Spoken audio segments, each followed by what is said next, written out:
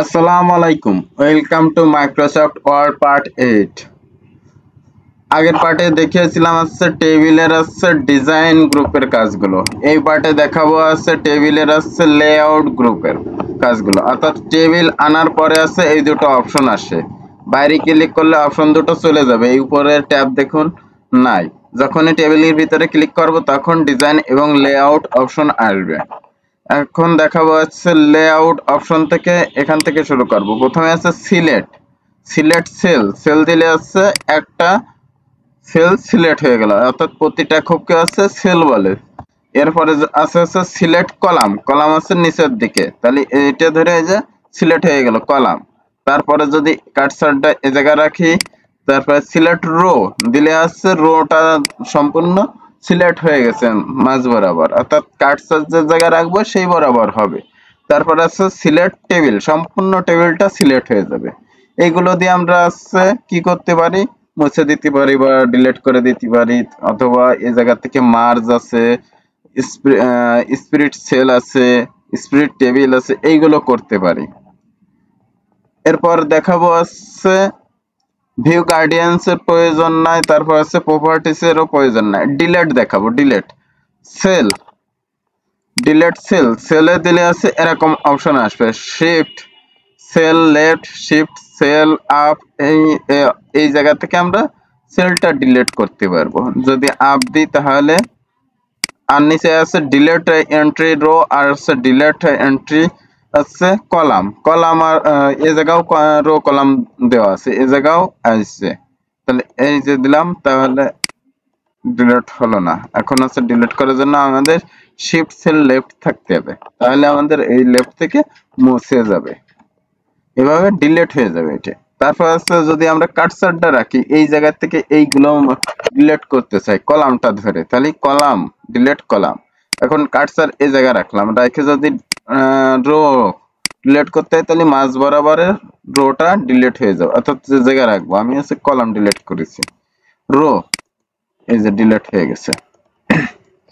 এইভাবে আমরা rho column delete করতে পারি। তারপর ডিলিট টেবিল, সম্পূর্ণ টেবিল ধরে ডিলিট হয়ে যাবে।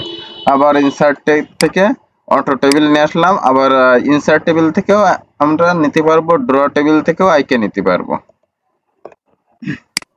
এরপরের অপশন রো অ্যান্ড কলামের ভিতরের কাজ দেখাচ্ছি, এটা ডিলিট গেল। এবার insert above, insert below, insert left, insert right. এইগুলো প্রথম দুটো রো, পরের দুটো কলাম। ইনসার্ট থেকে সাধারণত বাড়াতে হয়। এই জায়গায় আমি কিছু সংখ্যা লিখে রাখি যাতে আমাদের বুঝতে সুবিধা হয়। 2 3। আচ্ছা, আমি যদি কার্সার এই 2 এর মাঝে রাখি, ইনসার্ট অ্যাবো, উপরে রো বাড়বে অ্যাবো, এই যে, অর্থাৎ কার্সার যে জায়গায় রাখবো তার উপরে প্রথমটা রো। যদি আমরা 3 এর রাখি তাহলে 3 এর উপরে আসবে, এই যে। যদি 2 এ রাখি তাহলে 2 এর উপরে আসবে, এই যে। এভাবে রো আসবে। এখন বিলো, যদি দিই 3 এর নিচে আসবে বিলো, এই যে 3 এ। এইভাবে যত দেব তত এইভাবে বাড়তে থাকবে রো গুলো। এরপরে কলাম বাড়াবো কিভাবে, ইনসার্ট লেফটে যদি দিই তাহলে এই যে কলাম বেড়ে গেল, ইনসার্ট রাইটে দিলি এই যে কলাম বেড়ে গেল। এভাবে আমরা কলাম বাড়াতে পারি। এরপরে মার্জ সেল, অর্থাৎ এই যে অনেকগুলো সেল বা রো, একটা রো কে বা আমাদের যদি প্রয়োজন হয় এই 3টা বা 4টা সেল একসাথে মার্জ হয়ে যাবে, একটা সেলে পরিণত হয়ে যাবে। এই যে একটা সেলে এখন পরিণত হয়ে গেছে। মার্জ সেলের কাজ। মার্জ সেল এখন ইনঅ্যাক্টিভ আছে, যখনই আমি সিলেক্ট করব তখনই অ্যাক্টিভ হয়ে যাবে। এই যে দুটারে একটা করে দিলাম, এভাবে আমরা মার্জ সেল করতে পারি। এরপর স্প্রেড সেল, অর্থাৎ একটা সেলের ভিতরে বা অনেকগুলো সেলের ভিতরে যদি আরো বাড়াতে হয় তখন স্প্রেড সেলের কাজ করতে হয়। ধরেন এই জায়গা এই একটা সেলের ভিতরে আমরা অর্থাৎ এই নিচের দিক কলাম বাড়াতে পারি, রো বাড়াতে পারি। এই একটার ভিতরে ধরেন আমরা 5টা নিয়ে আসবো এবং রো বাড়াবো, দুটো রো বাড়াবো। এই যে তাহলে এই আছে 1 2 3 4 5টা হয়ে গেছে, আর এই একটা দুটো হয়ে গেছে। এভাবে আমরা স্প্লিট সেল থেকে বাড়াতে পারি। এখন আমি কাটসার এই জায়গায় রাখলাম, রেখে যদি আমরা কেটে দিতে হয়, দুটো টেবিল করতে হয়, তখন আছে স্প্লিট টেবিলের কাজ। এই যে স্প্লিট টেবিল করলাম, দুটো টেবিল হয়ে গেল। এখান থেকে সিলেক্ট করে এই টেবিলটাও ডিলিট করে দিতে পারি, অথবা এটাও দিতে পারি যদি আমাদের প্রয়োজন হয়।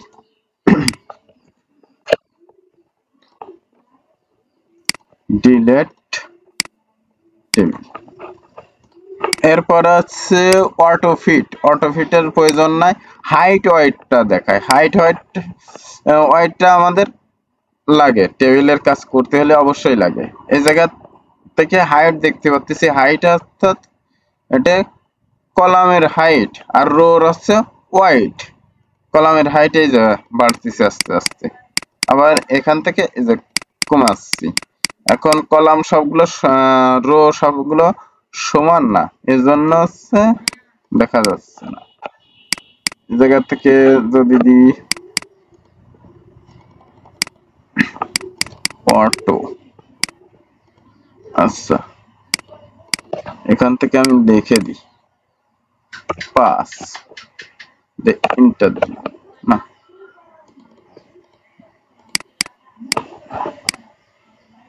ডিস্ট্রিবিউশন কলাম দিয়ে নিলাম, তারপর আছে যে এইভাবে বাড়াই নিলাম। আর ডিস্ট্রিবিউশন রো, যে এইভাবে হচ্ছে আমরা কলাম আর আছে রো গুলো বড় করতে পারি। এখন আছে আমি দেখাবো আছে অ্যালাইনমেন্ট খুবই গুরুত্বপূর্ণ একটা জিনিস। ধরেন আমি এইটারে একটু বড় করি, বড় অনেক ছোট রয়েছে বোঝা যাবে না, এতে বড় করলে বোঝা যাবে। অ্যালাইনমেন্টের কাজ দেখাবো। ওই খোপটারে এই মাছ বরাবর ধরে এভাবে আমরা ছোট বড় করতে পারি। আমি এখন লিখতেছি, এই জায়গা দেখেন লেখাটা আমার কোন সাইডে আসতেছে, এই সাইডে আসতেছে, এই জায়গা সিলেক্ট আছে দেখুন, অর্থাৎ এটা আছে অ্যালাইন টপ লেফটে আছে। যদি মিডিল বরাবর দিই মিডিল, রাইট সাইডে দিলে রাইট সাইড, এটা আছে মিডিল সাইড, মিডিলের আছে left side, centre side, right side. এবার নিচের, অর্থাৎ আমার এই জায়গা মোট হচ্ছে 9টা পজিশন আছে। এই 9টা পজিশন থেকে আমরা যেখানে খুশি রাখতে পারবো, কিন্তু সাধারণত আমরা মিডিল বরাবর দেওয়ার প্রয়োজন পড়ে, তাহলে এটা দেব। আর যদি আমাদের লেফট থেকে দিতে হয় এটা দেব। এইভাবে আমরা দিতে পারি অ্যালাইনমেন্ট গুলো। এরপর আছে টেক্সট ডিরেকশন, এইভাবে আমরা টেক্সট গুলোরে ঘুরাই দিতে পারি ডিরেকশন দিয়ে। তারপরে মার্সেলের কাজ নাই, শর্টের কাজ দেখাইছি। শর্টের কাজ আগের আছে এই হোম থেকে দেখিয়েছিলাম। শর্ট এই জায়গা ছিল শর্ট, এই যে এই শর্ট আর আছে এই লেআউটের ভিতরে আসে এই শর্ট, অর্থাৎ কলামের কাজ যখন করেছিলাম সে তখন আমরা শর্টের কাজ দেখেছিলাম এই জায়গা থেকে। এরপরে আছে কনভার্ট টু টেক্সট, আর আছে টেবিলে যদি আসি ইনসার্ট টেবিলে আছে convert to text to table. এই দুটো আছে পার্টটা আমি আগামী পর্বে দেখাবো। এই পর্ব এখানে শেষ করছি, সে পর্যন্ত আমাদের সাথেই থাকবেন। আল্লাহ হাফেজ।